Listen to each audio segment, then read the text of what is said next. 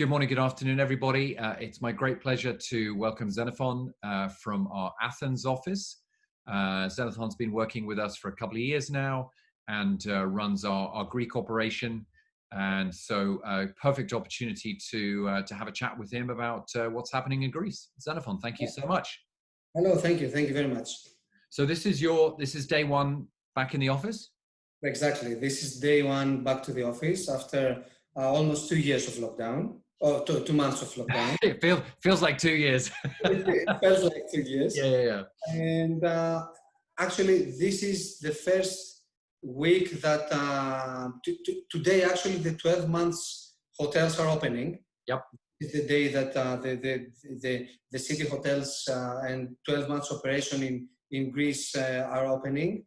And at least this is what they say that they're doing, because a lot of 5 and 5-star hotels will not open today, but they will gradually decide the date of their launch, as you know, because they need to see how the demand is going to be in the next couple of weeks. Okay, so let's back up. Up until now, have hotels in Greece been closed officially, or was it voluntarily? Yes, actually, we have 10,000 hotels in Greece in total. Okay, up until yesterday, up until today, we had only 300 hotels operating all around Greece, and those hotels actually were hotels that they were trying to support the health system, and they were trying to have a hotel per region and per area in order to accommodate the needs that we had. So actually, the hotel industry was shut down. Now the 12 months operations, as I told you, are opening today, and the seasonal hotels will be opening at the 15th of June. Okay. But we have to talk about if they're going to open and how they're going to open, and what's going on with the flights and the opening of the borders, etc. So technically, according to the government, they are now allowed to open. Exactly. So hotels that would be open, so city center hotels, Athens and other major destinations, so hotels that would be open all year round are allowed to open as of today, and then the resort seasonal hotels are going to be open or allowed to be open for a couple of weeks' time. But I guess, as you said, it's really up to the individual owners whether they take advantage of it, whether there's any demand, or whether they actually open or not. The big issue is actually they have 2 major problems that they have to think how they're going to tackle. The first one is the implementation of the new health and safety protocols. Unfortunately, in Greece, the health and safety protocols they were officially mandated, I think, a couple of days ago. So the 12-month operation hotels, they have to see how they're going to implement it as fast as they can, and they have to see the cost of the implementation. And the second biggest problem is the air flights, and how Greece is connected with the major countries, or if they are connected at all. At the moment, we're not. And most of the hotels, especially the regional hotels and the seasonal hotels, they're going to have to wait and see how the air carriers are going to start implementing their program for Greece. Now, speaking about that, the hotels are opening today and in a couple of weeks. Until the 15th of June, everyone coming through our borders, they have to stay in a 14-day quarantine. After the 15th of June, we have the government prepared a list of countries that they have the similar, characteristics, pandemic characteristics as we have, that they will be allowed freely to come to Greece. Yep. Unfortunately, though, The big feeder markets, let's say UK, Italy, France, they are not included in this list, at least at the moment. Yep. So, you know, perhaps more than 60% of our incoming tourism, at the moment, they have a lot of, you know, obstacles in order to come to Greece. Yeah. And in fact, the problem is also on both sides, because at the moment in England, if you travel and then come back to anywhere, you have to be in quarantine for 14 days as well. So it's kind of like a two-step process. But I suppose on one level that makes sense in a way that you have a period of opening where you have a period of implementation. So they've only just seen these rules for health and hygiene. So they're going to have to figure out how we implement them, how that's part of the process. Now you have 10,000 hotels. Is there any mechanism for checking that hotels are doing this? Do they self-certify? Yes, the hotel chamber of Greece is going to prepare a mechanism in order to check how they are doing with the implementation of the protocols. Yep. The big hotel, the international hotel chains, let's be honest, they do have their process and they do have their own tools in order to implement them. And the thing is that, you know, from the 10,000 hotels, the majority is family-owned hotels and very small hotels. So there is the big issue, how they're going to implement it. And I feel like these 2 weeks is going to be a period that the majority of the hotel are going to do, let's say, a soft opening again. Yeah. A soft launch, in order to see how they can implement it and what they need to do, etc. I don't think that this is going to be a big problem. I'm pretty sure that everybody is very cautious about what they have to do. I do believe that we are not going to have a lot of problems, both in implementing the health and safety protocols, and we're not going to have a lot of problems during, you know, the tourism season. But this is my personal opinion. Yep. Yep. And so, but of course, you know, as you said, the question is, if people are not able to get there, it doesn't really matter. So looking at the split between domestic and international tourism, which I think is going to be absolutely key, because I think the view in many of these countries is that domestic tourism will rebound very strongly second and third quarter of the year, because people aren't really necessarily going to want to travel. When it comes to Greece and especially the islands and the various destinations, do you have some indication of what the split will be between domestic tourism versus international? Traditionally, this is completely the opposite. We are 70-30, let me say 80-20 international versus domestic tourism.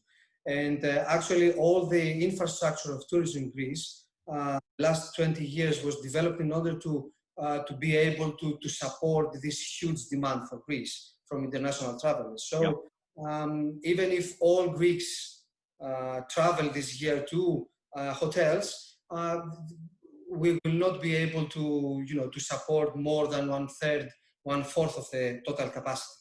Yep. And please keep in mind that Greeks also, the majority of Greeks, we do have a country house, or we do have a small village where our grandma or our grandfather is. So we're going to choose to go there for our vacations and not to a big hotel chain, let's say. So this is a big problem. And we're trying to see how we're going to tackle this. Road travel tourism is a segment that is, you know, it has a lot of increase in the last 3 years. But again, I'm pretty sure that the countries' authorities that are doing road trips, I'm pretty sure they're going to choose closer destinations to them in order to do it, or they are going to choose domestic, let's say, destinations to do their traveling this year. So this is something that we have to see how we're going to respond to this very, very low demand. But I'm confident that, you know, the big hotel chains in Greece, the Greek hotel chains, they decided to open, if they have, let's say, 7 units, they're going to open 3 of them. Yep. And they're to see how they're going to navigate the demand to the opening facilities and assets. So this is the way we are trying to see, and we are trying to support our clients and see how they can work in an equilibrium, let's say, between generating profit and minimizing the costs. Okay, so it's June the 1st. What is the typical seasonality for a hotel in Greece? For a seasonal hotel, it would typically run, I'm assuming, from say late April, May until mid of October. Okay. The early of October. So we've lost 3 months, and what the government is trying to do is understand how they can stretch the seasonality a bit until the end of October or until the November. But this is something that we cannot rule. We do have an international demand of 80% of our capacity. So we have to see if the international tourists will be able, to get their leave and come for their vacation during November or December. I'm not sure that this is something that they can do. So when do you think, so how long into the season do you think people will make a decision not to open at all? If it's not, where's the cutoff point for those seasonal hotels? 15, 20 of June. Really? Already? Yeah. We do have some incoming information from Mykonos that they are trying to understand if they can, if they are getting some new bookings, and they are trying to understand the pace of the booking for this couple of weeks, to understand if they're going to have enough capacity, enough bookings in order to operate. Yep. Or try to push these bookings back to September. So I believe that now that they have the health and safety protocols, that they can prepare a cost analysis of this implementation, and that now that we know what are the first 29 countries that can come freely to Greece, I believe that by the end of the last week of June, they will have to make a decision if they're going to open or not. But then again, this decision is very, very difficult because, Greece, Greece is almost 25% of the total GDP. So there are a lot of regions in Greece that they have more than 80% of the local GDP of their economies depend on tourism. So if they don't open, even for a fraction of their revenues, no income. The local economies are going to survive during the winter time. So the decision of not opening is very, very difficult.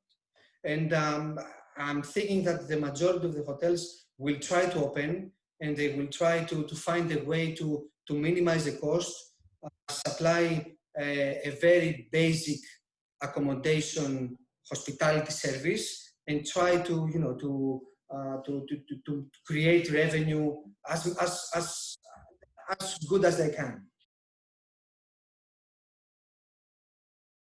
So from a travel agency point of view, Thomas Cook has obviously gone. TUI, who were probably rubbing their hands together last year, thinking that they were now going to be the default tour operator for everybody, hasn't really worked out that way. How's the relationship? Have you any idea about the relationship with TUI and the local hotels?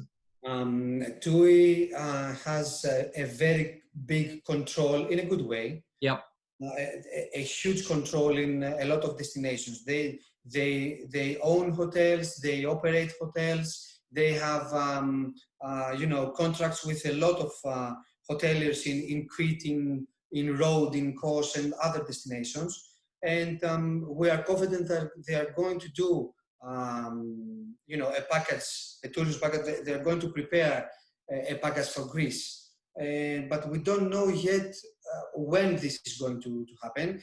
And I'm pretty sure that they're going first to get the capacity to their own hotels, yes, to their contractors, and then try to fill up the rest of the infrastructure of the destination that they will try to feed. Crete is going to be such a destination. Rhodes, Kos, perhaps Peloponnese, the Ionian Islands, Chalkidiki, northern Greece is going to be full of Balkan countries that they are coming in Greece in the last 3 years, and they are a big part of our international income tourism at the moment.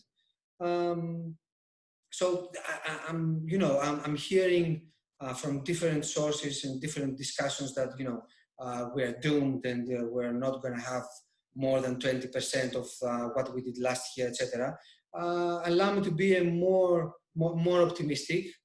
For sure, we're going to lose a huge amount of what we did last year, but I think that given the circumstances, Greece will be one of the countries that, if travelers wish to travel, I think that Greece is going to be one of the destinations that are going to look and search and see if they can come to Greece. Hand in hand. Well, listen, thank you so much, my friend. That's been absolutely fascinating. Why don't we talk again in 3 or 4 weeks' time, once the seasonal hotels have opened and hopefully got more clarity, and see where we are. Thank you very much.